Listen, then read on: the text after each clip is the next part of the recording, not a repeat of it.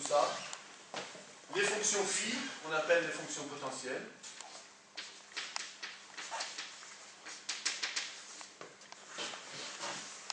La somme totale qui est ici, on appelle ça l'énergie, ou la somme totale ici, tout l'ensemble, on appelle ça l'énergie.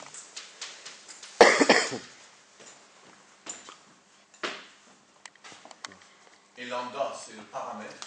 Alors évidemment, on peut aussi avoir des situations où ici, les modèles plus sophistiqués, c'est pas un seul lambda ici, on pourrait avoir ici un lambda C ici.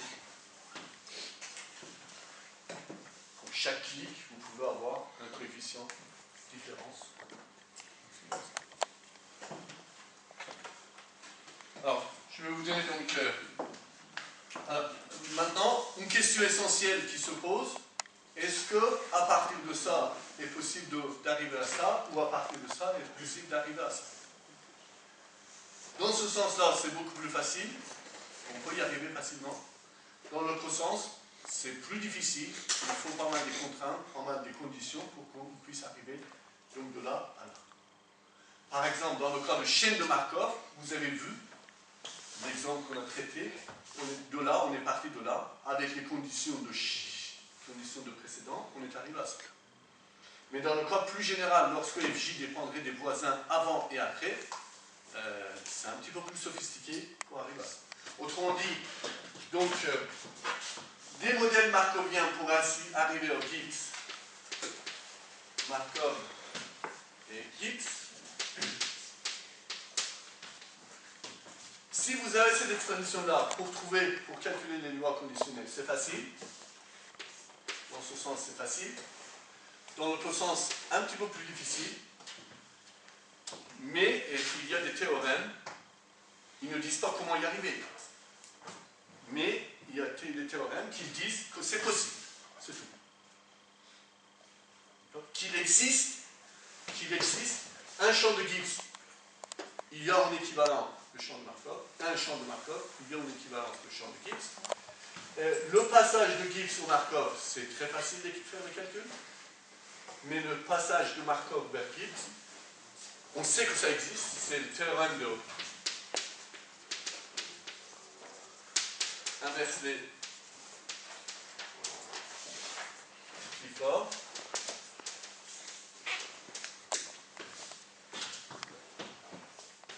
Qui donne l'équivalence entre Markov et Gibbs.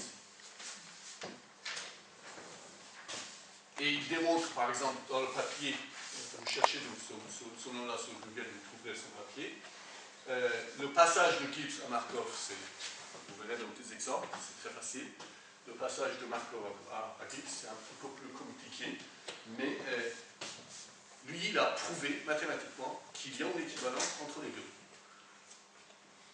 Maintenant, sur des exemples simples, on peut passer donc de l'un à l'autre. Sur le cas plus général, c'est plus sophistiqué. Alors, ces modèles markoviens, avec les différentes expressions de potentiel, alors les fonctions potentielles, ils doivent être des fonctions positives.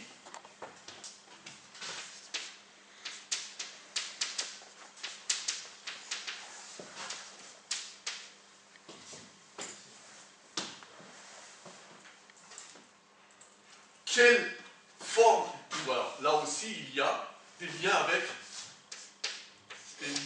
physique.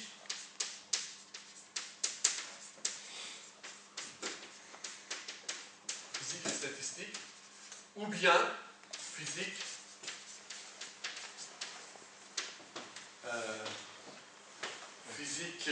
physique de thermodynamique.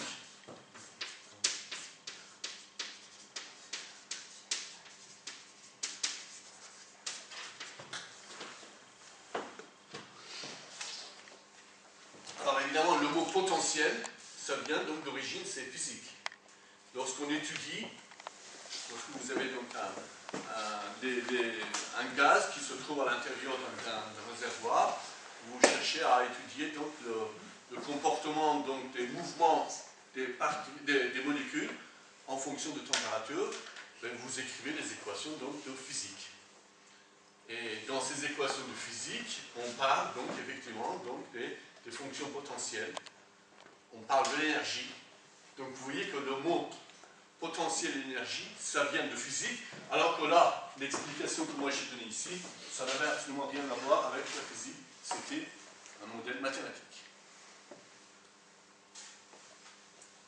Et ce que je voulais aussi par là vous mentionner, c'est qu'effectivement, il y a un lien très très fort entre tous les développements qui se font en physique et statistique d'un côté, en thermodynamique de l'autre côté, et les modèles markoviens dans l'autre sens. Et les modèles de Gibbs et les modèles de Markov dans l'autre sens.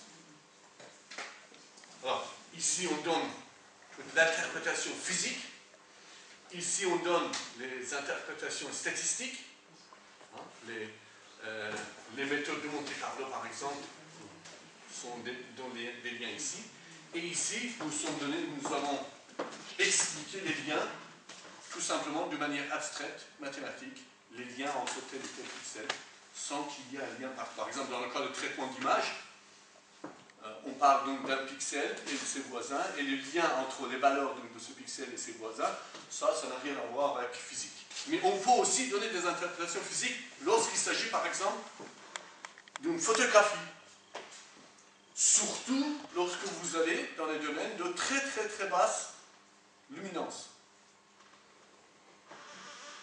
Vous pouvez faire des interprétations. Qu'est-ce que c'est? Mon œil, lorsqu'il voit donc, cette image-là, en fait, c'est parce qu'il y a des photons qui arrivent sur l'image, il y a une partie qui sont reflétées, et vous pouvez essayer donc de calculer quelle est la probabilité pour qu'il y ait une photon qui arrive à mon œil, partant donc de pixel numéro J.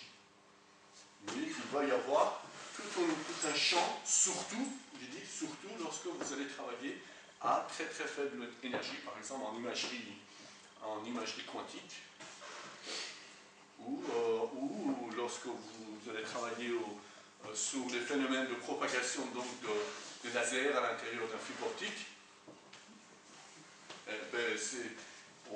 On peut utiliser les outils donc, de physique et statistique pour pouvoir expliquer donc, ces choses.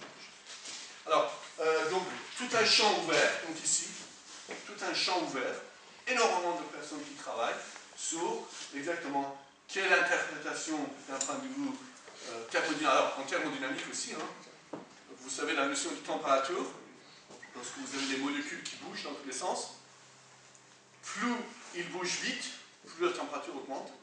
Et vous allez écrire les équations d'équilibre, et vous voyez qu'il y a la notion d'entropie, la notion donc de l'énergie, la notion de potentiel. Les lois, lorsque vous allez chercher, vous allez étudier par exemple en moyenne le mouvement d'une molécule à l'intérieur d'un gaz, en fonction de la température, vous arrivez à des expressions de ce genre. Pourquoi donc des liens entre physique thermodynamique, physique et statistique et théorie de l'information, on pourrait dire ça ici, modélisation markovienne et théorie de l'information ici. Est-ce qu'il y avait d'autres choses que je voulais dire sur ces modèles? Alors on va y revenir donc.